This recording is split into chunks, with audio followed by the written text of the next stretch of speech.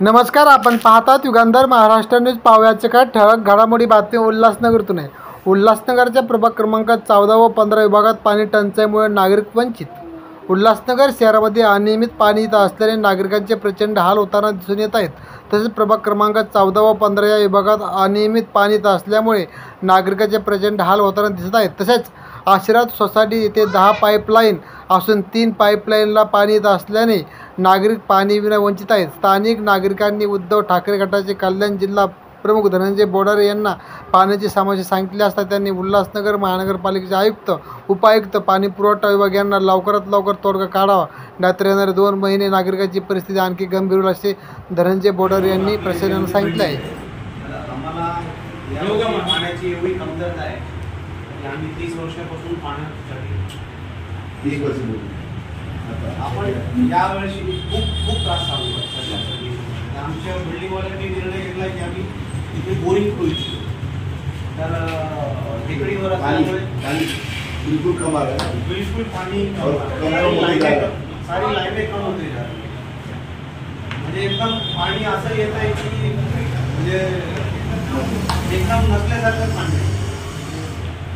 लाईनी आमच्याकडे जवळपास 12-13 लाईनी होत्या. त्या लाईनी बोरिंग करणे थोडंसं कठीण झालं बिल्डिंगच्या खालच्या बाजूला, जेणेकरून हाईट लागते पार्किंगमध्ये. तर विषय असा है कि परवानगी ऐसी भेटल जो वालमन है वो सब कॉन्ट्रैक्ट वाले आज है तो कल नहीं, कल है तो परसों नहीं. लोग शिकायत कर रहे, रो रहे कुछ 32 सेक्शन में भी रो रहे, 27 सेक्शन में रो रहे. इधर महादेव इधर के सब अभी लोग बताएंगे लेकिन करें किसको? ऑफिसर्स को बोल रहे, ऑफिसर ने भी जगह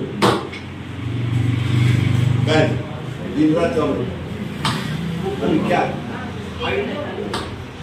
मी सर्व महानगरपालिकेच्या अधिकाऱ्यांना, आयुक्त, अतिरिक्त आयुक्त, उपायुक्त, एक्झिक्युटिव्ह इंजिनियर यांना विनंती करतो की शहराची अवस्था बिकट होत चाललेली आहे. बऱ्याचशा टोकाच्या विभागाकडे पाणी कमी होत जाते. आता हे आशीर्वाद सोसायटी म्हणून असे इतर सगळ्या सोसायट्या आता येत आहेत आणि अजिबात मागच्या वर्षी पाणी होतं त्यापेक्षा आता यावर्षी पाणी कमी झाले. पुढच्या अजून एक एप्रिल-मे पाणी मिळणारच नाही अशी प्रकारची परिस्थिती आहे. कारण मागचे लोक रायझिंग मेनवरच कनेक्शन घेतात. आयुक्तांच्या कानावर टाकलेले, उपायुक्तांच्या कानावर. इंजिनियर्स जे खालचे इंजिनियर, सेक्शनल इंजिनियर्स ते खाजगीकरणामधून आले, त्यांना काय माहिती नाही. वालमनसुद्धा तसेच स्टाफ अजिबात नाही. लोकांनी सांगायची, तक्रार द्यायची तर कोणाकडे द्यायची अशी अवस्था करून ठेवलेली आहे. त्याचा परिणाम टेल एंडला अजिबात पाणी मिळत नाही. आज ही लोक हताश होऊन, हतबल होऊन बोरिंग करण्याची विनंती करतात, पण बोरिंग आता करू शकत नाही. मोठी गाडी लागेल, कारण 700-800 फूट त्यांना खाली जावं लागेल. म्हणजे ही इमारत होऊन बरीच वर्ष झाली. बऱ्याच वर्षामध्ये त्यांना पाण्याचा त्रास नव्हता, पण आता त्या बिल्डिंगला 8-8, 10-10 लाईन असूनसुद्धा पाणी मिळत नाही. म्हणून बोरिंग करण्यासाठी विचारले. जर बोरिंग तिथे लागलं नाही तर आम्ही रस्त्यावर बोरिंग करू का? मी आयुक्त, अतिरिक्त आयुक्त आणि वॉटर सप्लायचे कार्यकारी अभियंता यांना विचारतो की या लोकांनी करायचं काय? बोरिंग रस्त्यावर करायचं का? ते परमिशन मागायला आलेत, लोकांना माहीत नाही. रस्त्यावर परमिशन तुम्ही देणार आहे का? कारण त्याच्या प्रिमायसिसमध्ये बोरिंग करता येत नाही.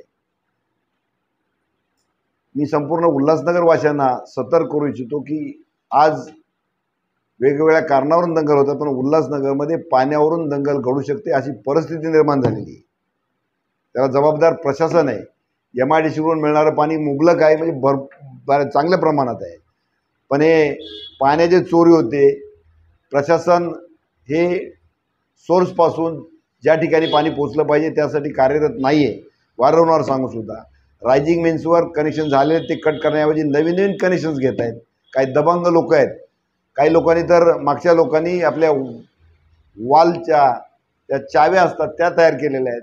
वालमन फिरून जातात, हे नंतर ओपन करून जातात. अशी परिस्थिती झालेली आहे. त्याचा परिणाम टोकाच्या विभागाकडे अजिबात जात नाही पाणी. खास करून आमच्या प्रभाग क्रमांक 15 आणि 14 या विभागामध्ये सगळ्या बाजूने 2 जे सोर्स आहेत, 3 बिर्ला मंदिरकडून येणारं पाणी किंवा रमाबाईकडून येणारं पाणी किंवा नेताजीकडून सगळ्या टेल एंड टोकाचा विभाग म्हणजे आमचा 15 होतोय. आत्तापर्यंत सांभाळलं होतं, पण आता सगळी परिस्थिती बिकट झाली. त्यामुळं या लोकांनी विचारणा केली. त्याचबरोबर कचऱ्यातसुद्धा तीच परिस्थिती आहे. प्रभाग समिती 3 कोणार्कला दिलेली आहे, पण बऱ्याच ठिकाणी येतं की 4-4 महिन्यापासून तक्रार करूनसुद्धा कोणार्कचे कामगार तिथं नाली साफसफाई करण्यासाठी येत नाहीत. किडे पडलेले आहेत, लोकांच्या घरात किडे जात आहेत. हीच का आमची प्रोग्रेस आहे? असं झालं तर नक्कीच इथं अराजकता होईल. मी आयुक्तांना विनंती करतो की आपण तातडीनं यामध्ये लक्ष घाला आणि पाण्याची चोरी होणारी थांबवून टोकाच्या विभागाला पाणी जास्तीत जास्त किंवा अगदी पुरेसं पाणी कसं मिळेल याची दखल घ्या. नाहीतर पुढच्या 2 महिन्यात बराचसा विभाग राहतं लोकांना पाण्याअभावी खाली करावं लागेल. खास करून 15, 14 आणि 15 मधील लोकांना पाण्या वाचून घर खाली करून कुठेतरी जावं लागेल. अशी दुष्काळाची परिस्थिती या ठिकाणी निर्माण होईल.